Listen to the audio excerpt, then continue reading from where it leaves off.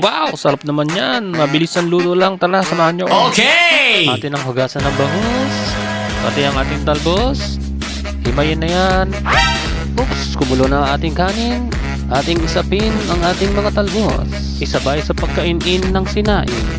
Asingan ang sinamuray na bangus.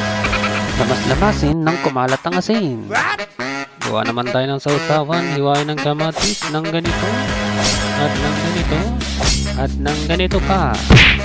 Tumabi ka nga muna. At lagyan natin ng kalamansi. Mas maasim pa sa kilikili.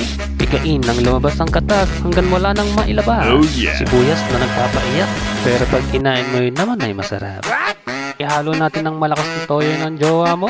May toyo ka. Okay lang kasi mahal kita.